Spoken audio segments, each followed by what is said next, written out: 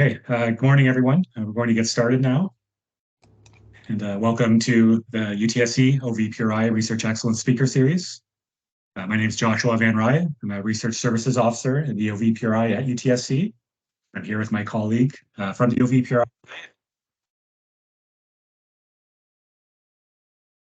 So we want to ensure that everyone has the opportunity to participate and is able to hear all that's presented today. Should you need to turn on live captions, please go to your meeting controls under More Actions, and you can turn on or off live captioning. I'm going to turn off my video now to ensure a good connection for everybody.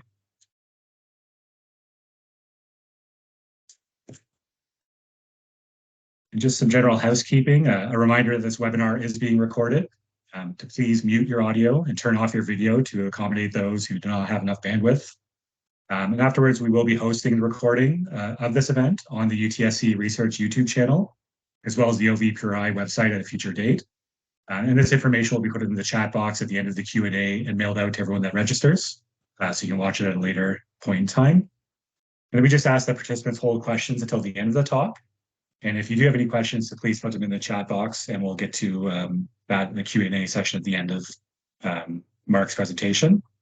And with that, I'm going to hand things over to Professor Grace Skodstad, who is the Associate Vice Principal in the Research and Innovations Office. Thank you, Joshua, and good morning, everyone. It's my pleasure to be here today for this most recent lecture in the Celebration of Research Excellence lecture series that we sponsor in the Office of the Vice Principal Research and Innovation. The series, as you may know, celebrates those who have won awards from our office, who might have won the Principal's Research Award, recipients of Canada Research Chairs, and any of those who have won awards from the Royal Society. Before I introduce today's Research Excellence lecture, I want to acknowledge this land on which the University of Toronto operates. For thousands of years, it has been the traditional land of the Huron-Wendat, the Seneca, and the Mississaugas of the Credit. Today, this meeting place is still home to many Indigenous people from across Turtle Island, and we are grateful to have the opportunity to work on this land. Today, we are celebrating Professor Mark V. Campbell, the recipient of the 2022 UTSC Pre-Tenure Faculty Research Award and one of Canada's leading hip-hop experts. Mark Campbell is an assistant professor of music and culture at the University of Toronto, Scarborough. He is also a research fellow with the Laboratory for Artistic Intelligence, which is dedicated to supporting innovative artistic methods. Mark is also affiliated with the Carleton University-based Research Centre for Music, Sound and Society in Canada. Its mandate entails community-engaged scholarship on issues such as how music and sound can help to overcome the injustices in Canadian society. Mark's recent books include the monograph Afrosonic Life and the co-edited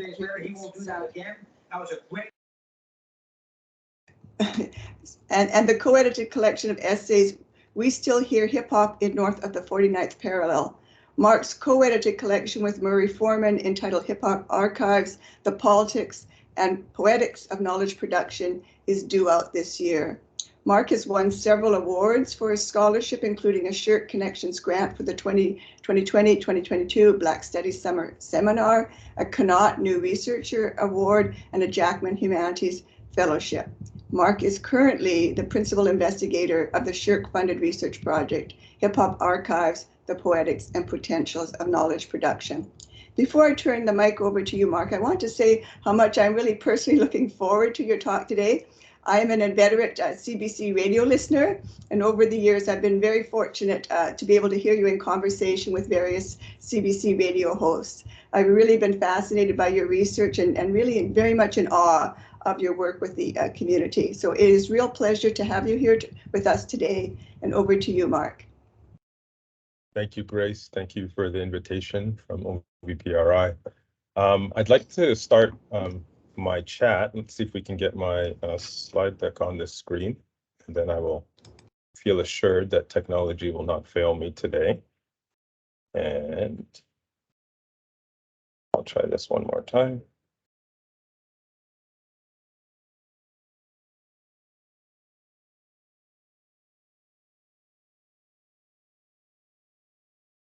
There we go.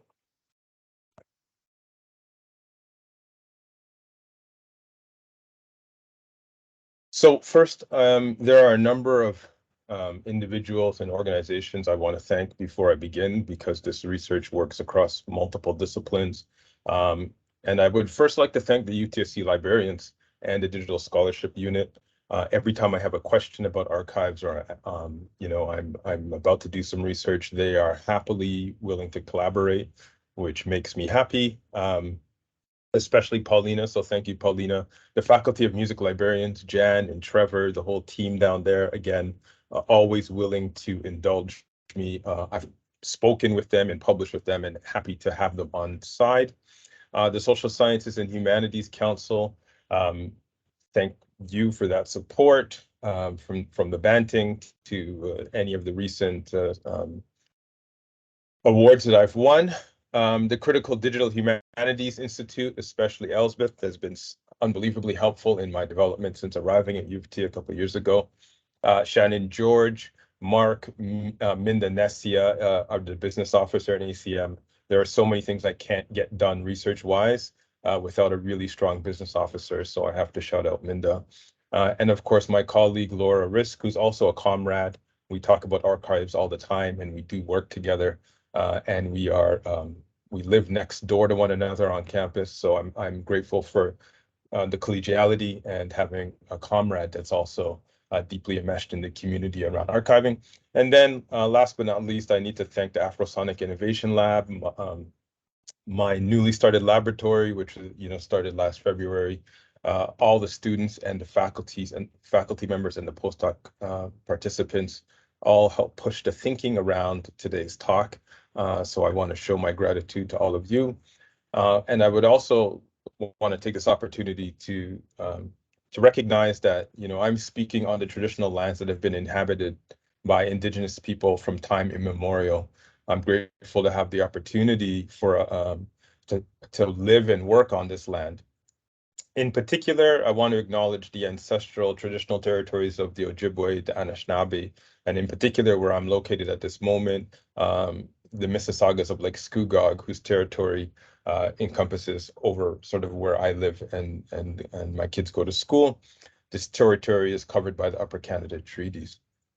The other thing I want to say around this sort of the recognition is that there's a historic importance of Indigenous people that we need to clearly and continue to collectively commit to, seeking justice in this arena, and promise to continue to work around the Truth and Reconciliation Commission's 94 recommendations, and to bring justice to the murdered and missing Indigenous women and girls across the country. It's clearly an epidemic, and we all need to do more.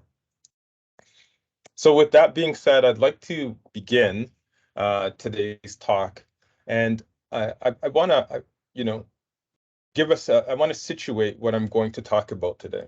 So what happens after success of music, quote unquote, success of music in the marketplace? After the fans, the charts, the awards, what happens after MySpace, after Napster? What happens after Vine? What happens after fill in the blank? Clearly, there's no one thing that happens, but multiple possibilities exist for former recording artists to continue to be relevant in popular culture. Sometimes artists become producers behind the scenes. Other times they become philanthropists just beyond the limelight, or they become icons available to judge a performance of a reality television show. While I cannot name all the permutations of what happens after a musician's success, quote unquote success, but I think it's safe to say, from both the perspective of the artists and the fans, that memories flood our present and future realities. We live with our memories and the memories of moments we want to cherish. These memories form effective social bonds. They influence identity development and animate our lives in unpredictable ways. I came of age in hip-hop's third decade, the early 1990s, long before the internet and just before multinational record corporations began signing hip-hop's biggest stars to record deals. I began learning how to DJ in 1994, shortly after watching the film Juice, a story created around an aspiring DJ played by Omar Epps. After the media, the hype, the sales, and the controversies, we are all, artists and fans alike, left with multiple contested, sobering, and invigorating memories. As we approach the 50th anniversary of hip-hop culture, celebrated on August 11th each year, the time is ripe to take seriously a look at how to ethically preserve hip-hop culture. I focus my talk today on the work of hip-hop archives, collections, and exhibitions, from the former East Germany to South Africa's newly developed hip-hop museum to Cuba's post-Castro years. Hip-hop collections and exhibitions and archives are an emerging reality across the globe. In the United States alone, several hip-hop archives have emerged at schools such as Tulane, Harvard, Cornell, and the universities of Houston, Washington State, and Massachusetts. Hip-hop is clearly experiencing an archival turn. With this in mind, it seems appropriate to ask, what comes after the archive?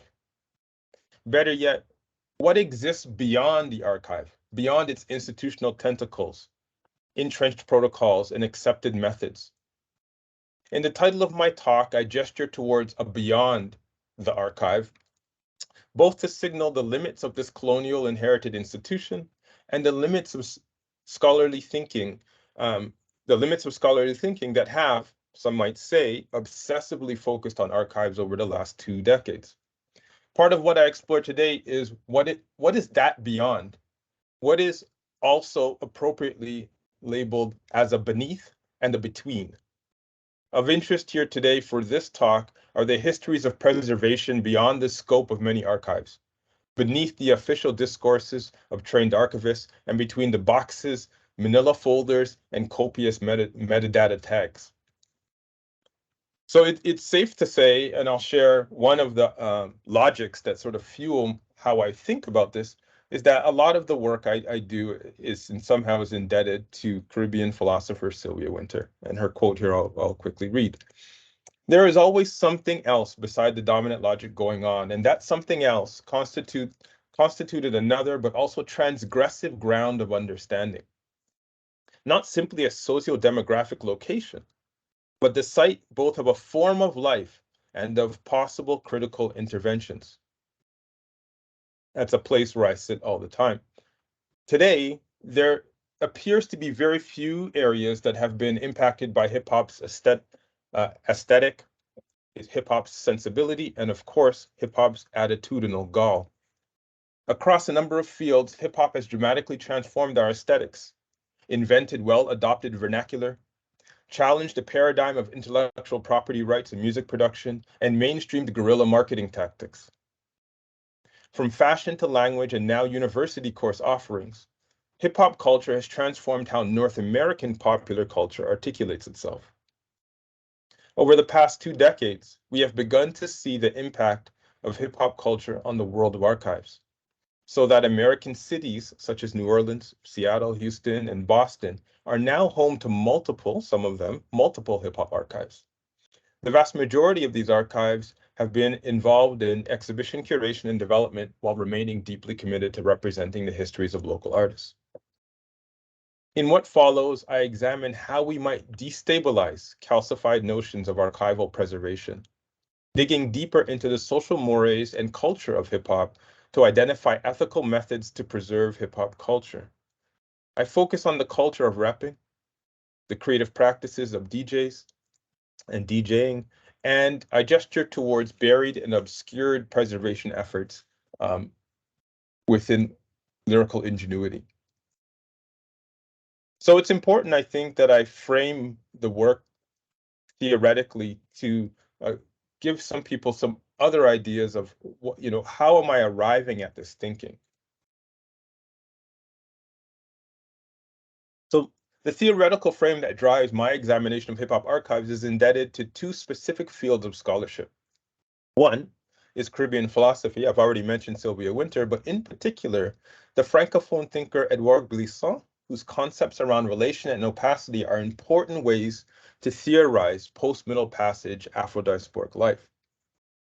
If For Glissant, the main theme of the Poetics of Relation, one of his major books, is, quote, the dialectics between the oral and the written, the thought of multilingualism, the balance between the present and the duration. Then he presents us with multiple theoretical tools to examine archiving as a dialectic, as in relation to what might appear as hidden cultural forms, or simply in relation to the unknown. In his poetry, novels, and philosophical writings, Glissant offers us a way to think about relationality and the interconnection between differences. Now, in conversation, Glissant's Poetics of a Relation allow for, and I quote here, a stressing of diversity within an anti-imperialist, anti-essentialist, and open-ended scope. Now, in conversation with Manthia Diawara aboard a cross-Atlantic journey from the United Kingdom to New York, which formed the basis of Diawara's film One World in Relation, Glissant answers Diawara's question around the meaning of departure. And I think it's useful for me to think about how Glissant frames this. So I'm going to just quickly read how Glissant responds to Diawara. He says, departure, it's the moment when one, and I quote, one consents not to be a single being and attempts to be many beings at the same time. In other words, for me, every diaspora is the passage from unity to multiplicity. I think that's what's important in all the environments in the world. And we, the descendants who have arrived from other shores, would be wrong to cling fiercely to this singularity which had accepted to go into the world. Now, accordingly, Glissant understands the vocation of members of the African diaspora as a way to help the world realize its multiplicity. Now, Glissant's theoretically complex ideas and espousals could easily flutter away as not grounded in the realities of the everyday, especially after its translation to English. That is, of course, until I contemplate my creative practice as a DJ.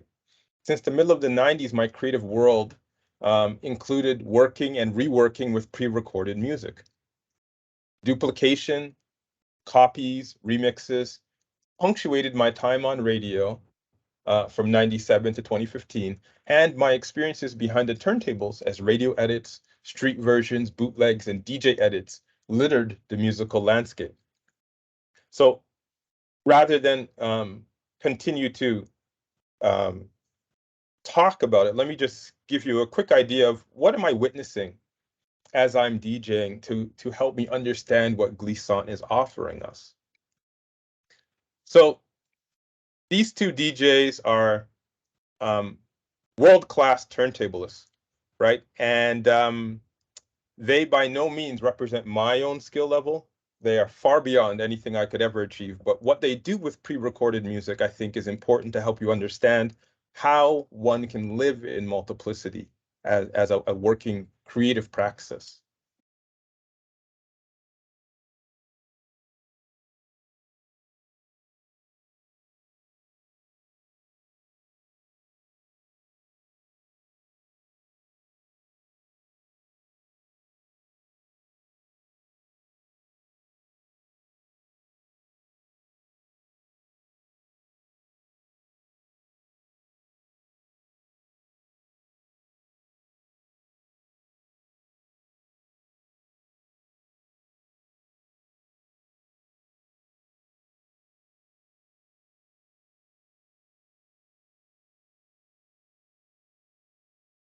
Now, this scene poses all kinds of complexities for my colleagues in musicology, but I think it is important to demonstrate. Oh, I'm not sure if everyone heard that or not, but hopefully you saw the visual. I'm not sure how that wasn't heard, so I'm hoping someone will tell me they heard it. Great. What was more important than hearing it was actually seeing what folks are doing with pre-recorded music. And again, this is the world of DJing, where I'm hearing and seeing these things at every turn. So multiplicity is at the core of the practice of DJing, and it continues to share the creativity of the art form into our present digital reality, right? So these guys are working with vinyl recordings, but they're using a digital interface, and we can go on about that, but I won't here. Instead, I want to sort of position myself here as living within these creative realities, right? So after witnessing the rise of peer-to-peer culture in the late 90s, and early 2000s, and then the emergence of remix studies as a field of scholarly investigation, this provided me with an opportunity to witness the consistent and continual destabilization of dominant discourses and copyright regimes. It was this immersion in a world of multiplicity that remained top of mind as I entered the world of hip-hop archives. Now, there's another strand of my thinking that I want to gesture towards, and this is another part of my theoretical framework, if we want to think of it as three strands that hold up these ideas. And that is, my thinking has been stimulated particularly by scholars in Black studies. And even more specifically by Tanya Sutherland and Zakia Collier and S.A. Smythe, whose essay is new to U of T, so a shout out to S.A. Welcome. In a recent special issue of The Black Scholar, Sutherland and Collier posed a series of stimulating questions to which my work contemplates and engages. Sutherland and Collier ask in the introduction to this special issue, what does it mean to archive, describe, collect, while standing on the knowledge that we are in the afterlife of slavery and our lives are imperiled and devalued? How does it transform our archival practices? What are we able to see, to discern when looking through that lens? What are the material conditions of a life imperiled, devalued? How does one live their life in that condition? Keeping in sight the material conditions and the way people navigate, how are we better able to care for those lives in the present and in the archives? So when moving through hip-hop archives, I'm moving with Sutherland and Collier in the back of my mind, and moving through my local community in Scarborough and Toronto. I became doubly aware not just of this moment of the afterlife of slavery and the radical praxis of care we must walk with and that I choose to walk with, but also aware of my lived experiences with hip-hop, a once devalued art form. Sutherland and Collier illuminate for me the importance of memory work. Those individuals whose practices of care are not captured within nor dictated by institutional archives. So prior to the launch of any university-bound hip-hop archive, which I've mentioned a couple, memory workers valued hip-hop culture enough to engage in preservation efforts as enthusiasts and collectors. Complementing Glissant's global theories of difference, opacity, and relationality, Sutherland and Collier's critical questions and special issue unequivocally placed the politics of care as central to the work of Black archival practice. Now, methodologically, how did I go about this particular practice? What is it that I've been engaged in? And over the last 3 years, I have, thanks to a Shirk Insight Development Grant, conducted research at several hip-hop archives in the United States. And moving through many of these sites of preservation, my method combined archival research, institutional ethnography, creative practice, and discourse analysis to propose and operationalize a method of memory that honors Black life and mitigates histories of colonialism embedded in archives and museums. So my talk today and my project, my research project in general, invests in multiple methodologies, taking an institutional ethnographic approach in existing archives, pairing this with research creation activities and discourse analysis. I purposely wander through memory, archives, and repertoire to arrive at a method that foregrounds Glissant's trust in the multiple, to move beyond the singularity of Black death as a dominant trope by which preservation and the archiving of Black life is too often negotiated. My praxis then is to creatively breathe life into the archiving of hip hop, relying on Black methods of memory making and creative practice. As such, I am invested then in this thing that I'm calling rhythms of remembering. Now, let's see if I can get to the next slide. Hopefully people will hear a couple of these things. So what I'm going to play for you are, again, these are thought pieces in a sense, because this is part of the sonic world that I'm living in Scarborough as a kid and growing up as a DJ. So this is just a bass line.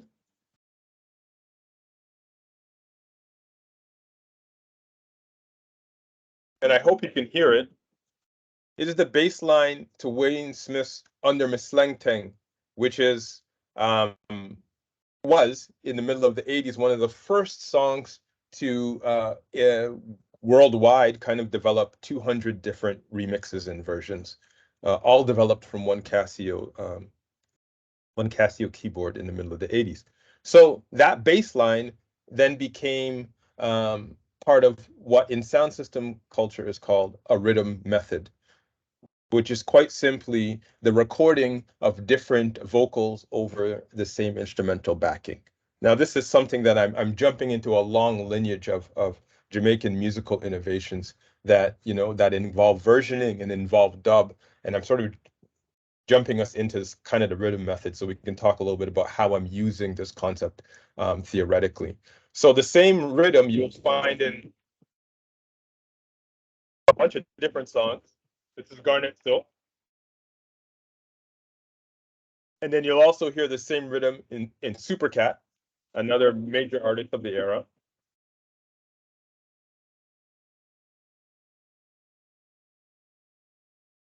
And then, so as I said, there's more than 200 versions, but I think this one I wanted to share because this is the migration of this particular beat and bass line into the Toronto hip hop context.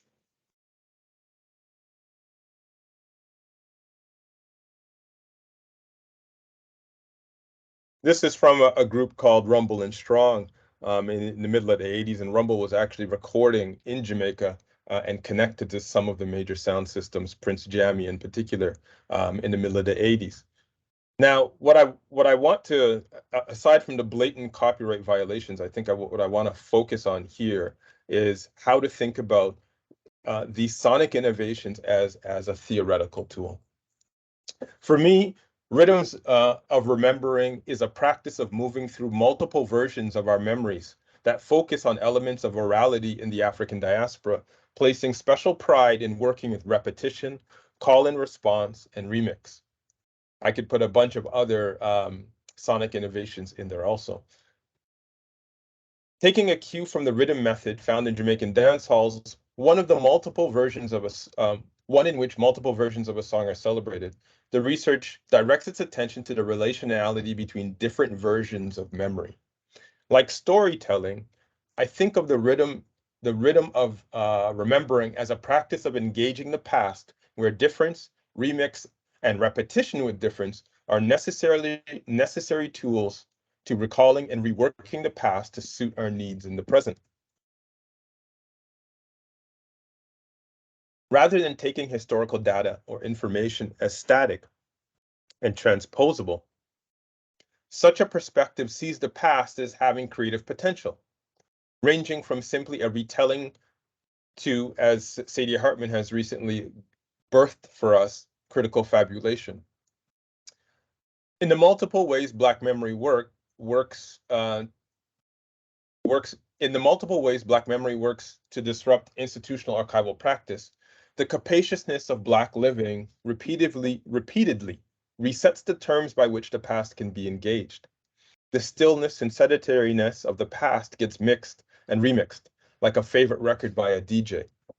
The audience, whether party goers dancing all night or scholars researching, plays an integral role in when and how the past is made usable in the present. So I'm interested in thinking about preservation as multiple acts, intersecting and interacting in multiple ways.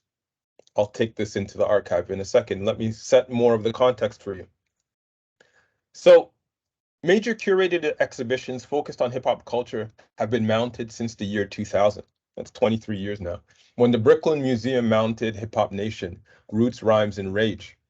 In New Zealand, in 2003, the exhibition Respect Hip Hop Anatolia toured the country for 2 years, while in the United States, Hip Hop Won't Stop, The Beat, The Rhymes, The Life opened in 2006 at the Smithsonian's National Museum of American History.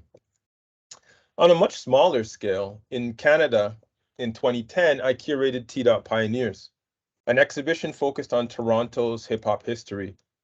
And the following year, the Grammy Museum in Los Angeles hosted Hip Hop, a Cultural Odyssey. Less than a decade later, Hip Hop from the Bronx to the Arab Street launched in Paris in 2015, while in Havana, Cuba, Hip Hop Collection and Memory of a Culture 1980 to 2018 opened in 2018, which is the same year that Beat Positive premiered in London, England. So by 2022 and 2023, the scale and breadth of such exhibitions are best exemplified by Musée de la Musique at the Philharmonie de Paris, an ambitious yet seriously depoliticized show called Exposition Hip Hop 360, Glory à l'art de rue. And it demonstrated significant investment by France's Ministry of Culture and many other sponsors, but also demonstrated a very politicized and empty show that refused to acknowledge anti-Black and anti-North African sentiments that are, proliferate in the music. These exhibitions, encompassing historical objects and newly commissioned works, many of them, provide the public with a more expansive way to think about hip hop culture. Exhibitions such as these require staff to expand their item acquisition in museums and their community engagement skills beyond the institution's walls. Having curated 8 exhibitions in the last 12 years, I can attest to the ways in which the local Toronto hip hop community has gravitated to support and to think seriously about preserving their experiences and achievements in the culture. It has only been within the last 2 years that the increase in hip hop artifacts influenced the emergence of historic auction house-led global events designed to sell to the highest bidder an object deemed historically valuable. Now, from where I'm positioned in the global north as a child of the Afro-Caribbean diaspora, an archival turn in hip hop cannot be fully explored without taking into account our neoliberal present, soberingly exemplified by Sotheby's 2020 auction of American hip hop memorabilia. Years in the making, the online, globally accessible auction occurred in the midst of a worldwide health pandemic.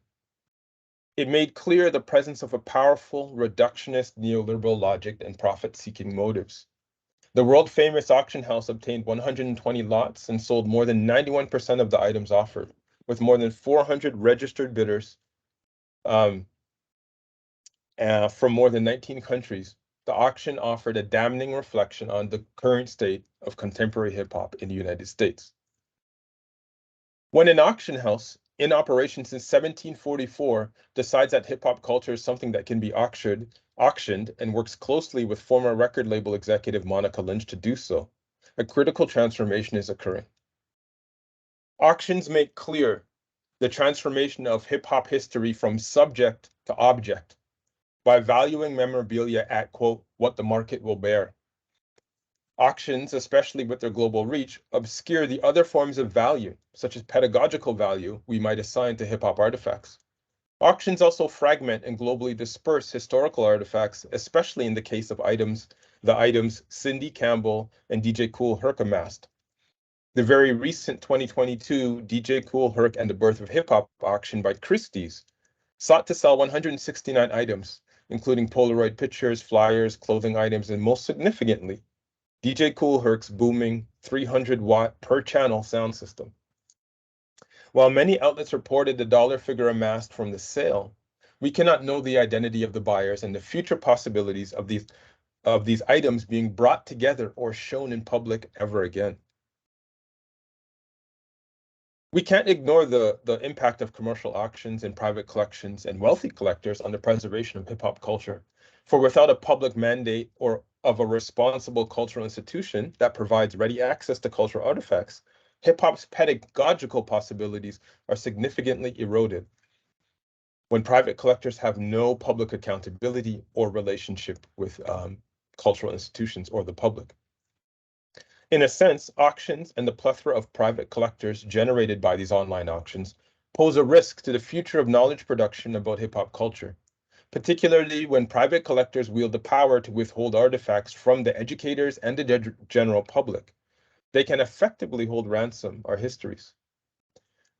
The objectification of hip-hop history not only risks a rapid decontextualization of these artifacts in the hands of collectors, but also rests in an inverse relationship with access to the public.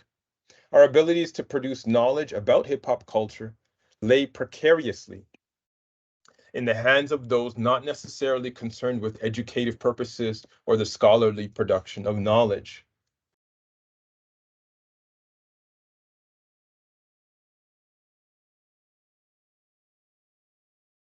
Now, I want to sort of suggest that the starting of these Ivy League hip hop archives, I think, are critical. So, starting with Marcia Lynn Morgan's collection of hip hop magazines, her efforts at UCLA, Stanford, and now Harvard have produced what has been named Harvard's Hip Hop Archive. With no significant connection to the local Boston hip hop scene, nor a connection to the university's archival and library sciences expertise, Harvard's Hip Hop Archive exerts more research and convening power than archival prowess. In contrast, Cornell's archival collection boasts a much larger number of items and is supported by an archivist and an assistant curator. So shout out Ben Ortiz and a huge team of people that take seriously the preservation and the collection of hip hop culture.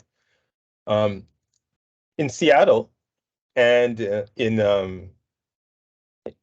in New Orleans and Houston and Massachusetts, hip hop archives focus on honoring the local community.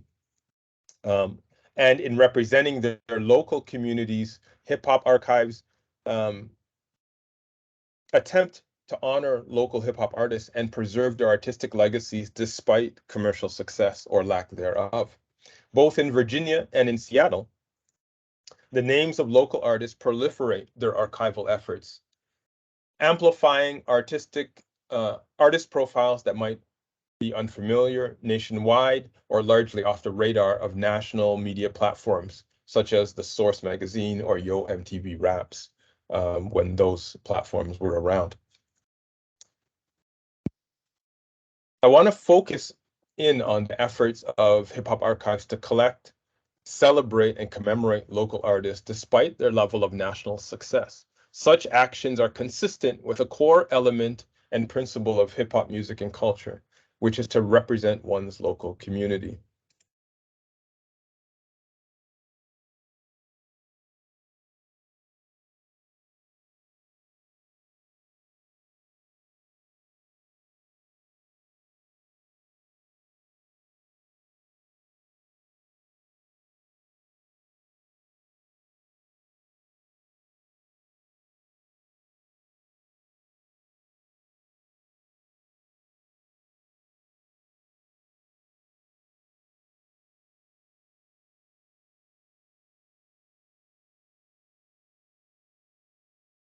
Now, I needed to lead in with this now classic song by Nas in 1994. Scholar Murray Foreman has captured it and articulated the notion of representing quite well.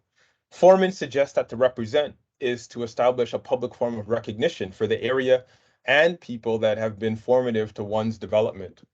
For much of New York-based hip-hop music, repping has taken the form of ensuring one's borough is well known and respected as a site of authentic hip-hop. For example, Grandmaster Flash and the Furious Five's hugely popular The Message represented the urban plight of New York's inner city in the early 1980s. To represent in this way is to critically address and highlight the problematic ways that individuals are forced to survive with, quote, broken glass everywhere and burnt buildings on every block, or to put it another way, human survival within the reigning logic of neoliberalism. Representing is also about comportment, aesthetics, and style, not just public acknowledgement or critical observational and ethnographic practices. Across hip-hop's foundational elements, one can represent the culture well by adhering to stylistic codes of dress, speech, and comportment, where excessiveness, exaggeration, and lyrical ingenuity that disrupt the status quo are highly desirable. Hip-hop archival collections in Seattle, Virginia, Houston, and New Orleans focus on celebrating local artists of various levels of success. These archival collections honor the local community and stand in contrast to the homogenizing forces of commercialization and mainstream media. By de-emphasizing the mainstream success and practicing a form of repping, hip-hop archives push back on media forces that often ignore local context and communities. Many of the exhibitions mentioned earlier, such as the recent Tupac exhibition in LA or the Smithsonian's recent exhibitions, do not impact local hip-hop scenes in the same way as community-oriented archives, whose limited budgets do not capture local news stations' attention nor national press, but still nourish the desires of the local community to be recognized and celebrated. A great example is in Boston with the UMass, the Massachusetts Hip Hop Archive, which stands in stark contrast to Harvard's Hip Hop Archive. It's filled with local artists and it celebrates local artists. This practice of repping also celebrates entire communities rather than individuals and their individual successes. I would argue these actions advocate for human relations too often relegated as unimportant in the commercialization and commodification processes. Acts of repping preserve a community and its effective relations, as deeply engaged local community relations are messy. They're filled with emotions, adversarial pasts, and other subjective yet very human relations. While I would not advocate for the preservation of the more negative human relations, I do believe an ethical preservation strategy focused on hip-hop archives can embrace these entanglements that don't make for a neat and pleasant commodity. The already existing actions embedded within hip-hop culture, while not necessarily oriented around preservation, are useful starting points to enact relations that are not reductive to either commercial success or monetary success, nor reductive to the calculations of collections who report on the thousands of items obtained and stored and preserved as the only metric of success. A focus on the local community opens the door to an understanding of hip-hop culture as an aesthetic and ethos, with paradigms and values that are not solely aligned with a dominant discourse of conspicuous consumption, political apathy, or indulgence. Black humanity becomes audible and palatable when hip-hop culture attends to their local environments and develops signifying practices that furnish a local context with more livable relations.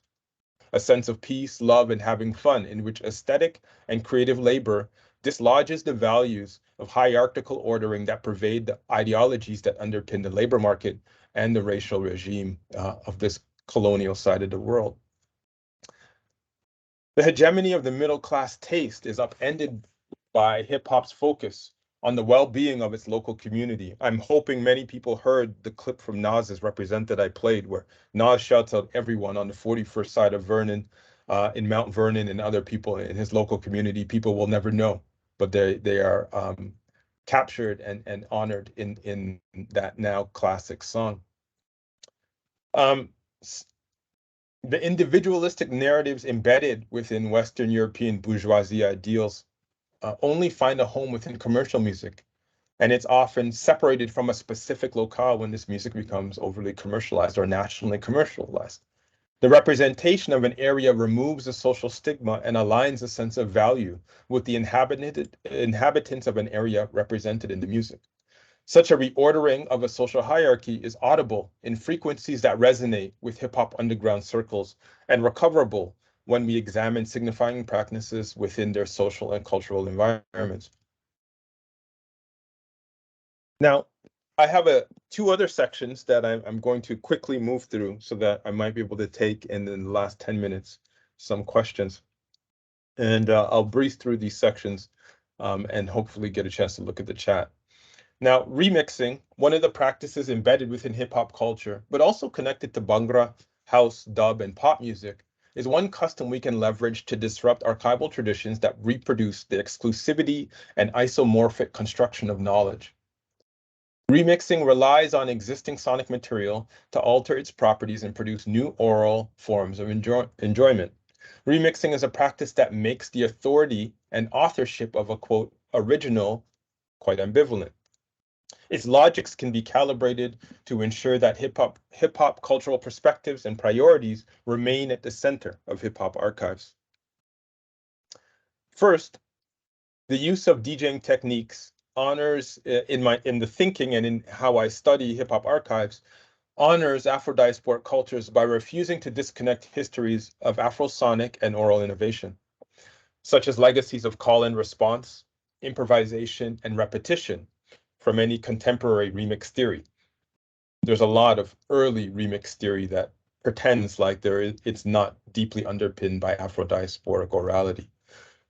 Second, these performances, remix performances, gesture towards the transparent embedding of Afro-diasporic oral and sonic innovations by curators, archivists, and DJs, not solely as aesthetics, but also as ways to interrupt, undo, and rethink the colonial residues littered throughout institutional archival efforts and methods. Hip-hop archives can provide us with the opportunity to revisit and revision the looming presence of death within the archival process. One might understand the hip-hop archive as an agent of change, one that advocates for more elaborate notions of social justice when they take intentional and nuanced efforts to not repeat the harms of the colonial archive by engaging in the aesthetic innovations begat by hip-hop artists. An excellent example of this is an art exhibition called Slowed and Throwed, Records of the City Through Muted Lenses, organized by the Contemporary Art Museum, Houston. The exhibition honors the sonic innovation of DJ Screw and his chopped and screwed signature DJ style, which became one of the hallmarks of the Houston hip-hop scene and deeply influenced American Southern music scene. Rather than a more traditional archival exhibition with materials and photos of the DJ from the DJ Screw papers housed at the University of Houston, Slowed and Throwed, the art exhibition, worked with contemporary artists to interpret and extend the late DJ's sonic innovations using techniques from hip-hop DJ culture. The exhibition featured, I'm going to read the Art Museum's promotional materials, which explains. The exhibition featured unconventional photography and new media created by strategies paralleling the musical methods of the innovative DJ. In their photo-adjacent practices, the participating artists appropriate, mash up, collage, and mutate photographic inputs, in addition to slowing time. Slowed and Throwed contends that remixing sampled materials is a radical aesthetic act utilized by both artists and musicians. Through configurations of sourced and original materials, the featured artists draw attention to inequities stemming from race, gender, and sexual orientation, suggesting new possibilities and alternative realities.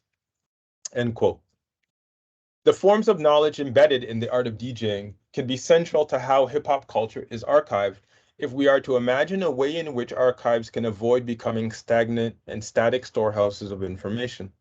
More importantly, the innovation from a place of multiplicity that DJ cultures offer us presents potential paradigms of preservation beyond the traditional archival scope.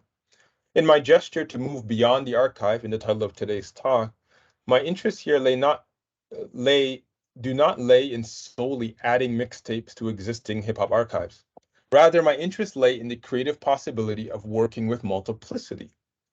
DJs lay this out quite clearly. Now, one of the key principles of survivor-centered frameworks in archival studies is multiplicity.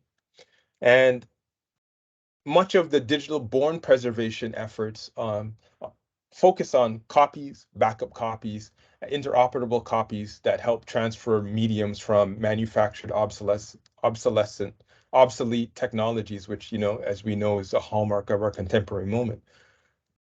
Now, when I stumbled upon this principle of multiplicity, which I'll read, it's a little bit fuzzy because it was from a screen in a presentation. Repositories stewarding records of atrocity should reflect a multiplicity of formats and perspectives. Only by embracing multiple and conflicting perspectives across a variety of formats are archives able to capture a wide portion of society's views and spark debate. Such an emphasis on multiplicity rests nicely alongside Glissant's focus on multiplicity and his consent not to be a single being.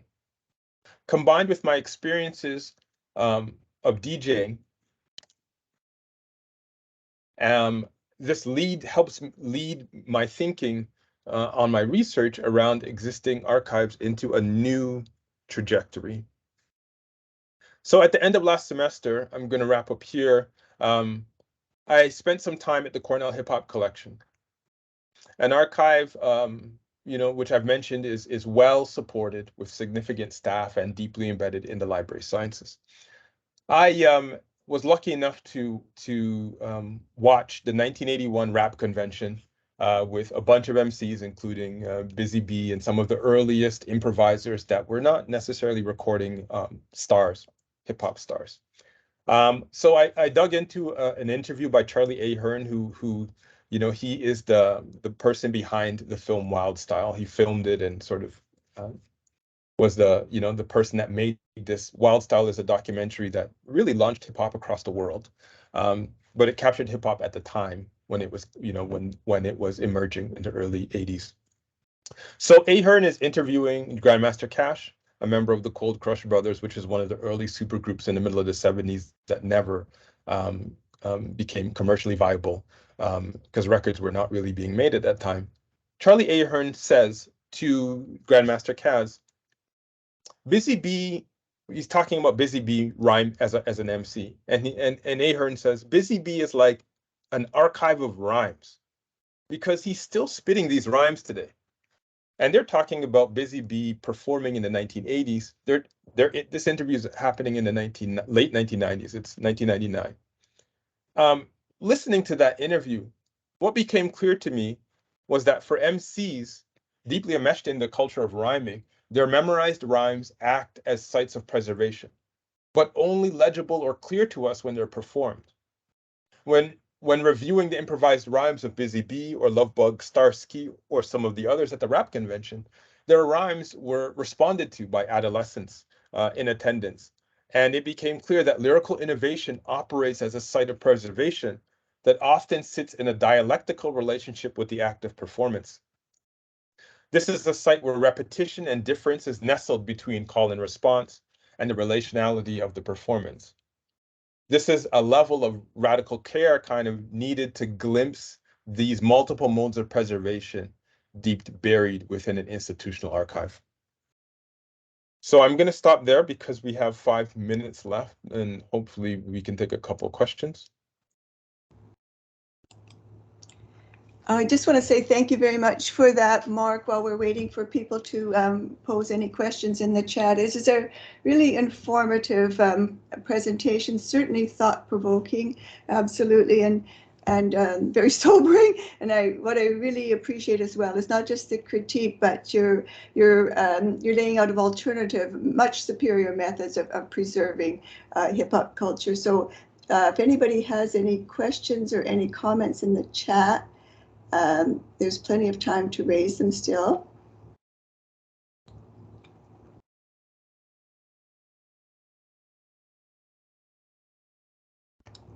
Can I just ask you one question then, waiting for anybody else? So you pointed out that there are differences in archives, that some of them are really working very, very assiduously to preserve, local hip hop culture, and then others are not. And what do you think is the major reason for these different strategies? I mean, you obviously will have thought about that. What differentiates? I mean, you're talking about neoliberalism as the overarching framework, but say, even a difference across a university collection, say like Cornell's, for example, as compared to, or the Boston University one as compared to Harvard. What do you think is a major factor that differentiates those very different sort of modes of preserving, very different sort of principles of preserving hip hop culture? I think for a place like Seattle, there's a connection to the community. So the artists are also, some of them are professors, but the artists are welcomed into the university space, and there's a relationship between the local community artists and the institution. So that in somewhere like Seattle, they don't have a massive hip hop scene, but they have for many years been welcoming artists into the university, and they've been teaching about the local music scene in that university. There isn't, I mean, I have multiple answers to this, but I would say that the relationship between the community is important. So for example, in Tulane, in New Orleans, their archive is really the work of two people and their dissertations, but it's not institutionally supported, so it actually hasn't grown since that person got their PhD. Okay, so that's a really important principle as we work on the Cultural Innovation District for the campus as well then. I see a question here from Celeste. Can you comment on efforts to preserve and archive hip hop history in Toronto? Mm-hmm. Sure. I mean, I could comment on it. In 2010, I started Northside Hip Hop Archive, and I've been digitally archiving Canadian hip hop in a very way that privileges personal relationships and a slow archiving method. So the 8 exhibitions I talked about, most of them have been in Toronto. One was in Hamilton, one was in Ottawa. But I've been finding ways to ensure that, I spent 17 years on radio and participating in the hip hop community, and none of that material is teachable. So I've been creating the ability for us to generate knowledge about the local hip hop scene by archiving what's been happening in Toronto and in many other cities. Thank you for the question, Celeste. Okay, someone says beautiful, thank you. So, and thank you as well. I'm going to turn it back now to Joshua to conclude this session. And thanks so much, Mark. This just was really, really impressive.